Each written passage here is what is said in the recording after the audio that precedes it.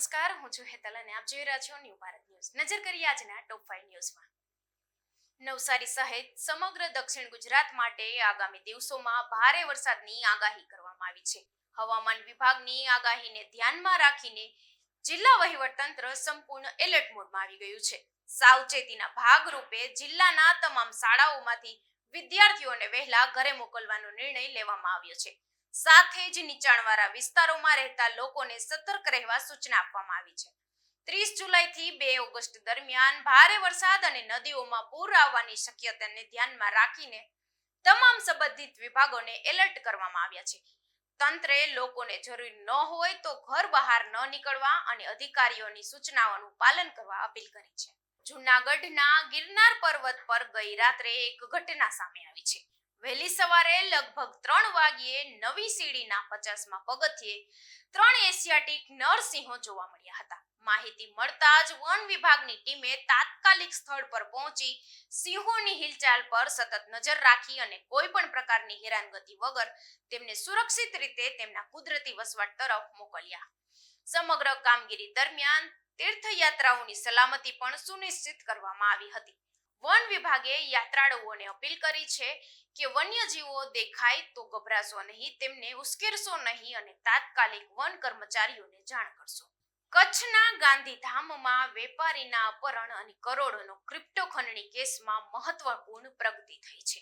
કેસમાં ઝડપાયેલા આરોપીને police remand કોર્ટે મંજૂર કર્યા છે.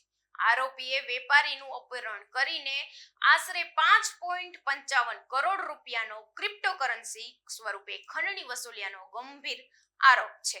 આ કેસમાં હજુ 3 આરોપી ફરાર છે, જેમની શોધ માટે કચ્છ પોલીસની અલગ અલગ ટીમ સક્રિય થઈ છે અને કાર્યવાહી કરી રહી છે. પોલીસ રિમાન્ડ દરમિયાન આરોપીઓની પૂછપરછથી વધુ મહત્વના ખુલાસા થવાની શક્યતા વ્યક્ત કરવામાં આવી રહી છે. સમગ્ર કેસના તમામ પાસાઓની કચ્છ પોલીસ ઊંડાણપૂર્વક તપાસ કરી રહી છે.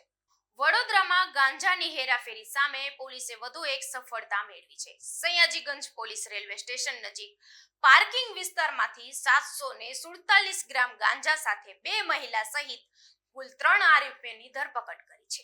ઝડપાયેલા ગાંજાની કિંમત અંદાજે 23,000 રૂપિયાનું હોવાનું પોલીસનું કહેવું છે. પ્રાથમિક તપાસમાં આરોપીએ સુરતથી ગાંજો મંગાવ્યો હોવાની વિગતો સામે આવી છે. સમગ્ર મામલે પોલીસે એનડીપીએસ એક્ટ હેઠળ ગુનો નોંધી તપાસ વધુ શરૂ કરી છે. આરોપીઓ ગાંજાનો જથ્થો કોને પહોંચાડવાના હતા અને આ નેટવર્ક માટે કોણ સંડોવાયેલો છે તે દિશામાં પણ પોલીસ તપાસ આગળ ધપાવી રહી છે.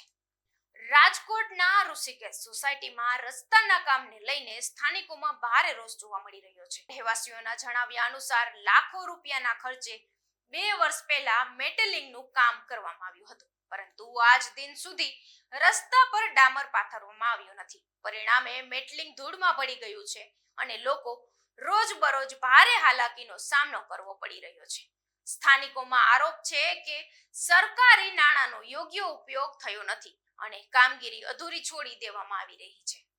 રહેવાસીઓએ તાત્કાલિક ડામર રોડ બનાવવાની, સમસ્યાને કાયમી ઉકેલ લાવવા તેમજ જવાબદાર સામે કાર્યવાહી કરવાની માંગ ઉઠાવી છે. હાલના ટોપ 5 ન્યૂઝમાં બસ આટલું જ. વધુ સમાચાર માટે જોડાયેલા રહો ન્યૂ ભારત ન્યૂઝ સાથે. નમસ્કાર.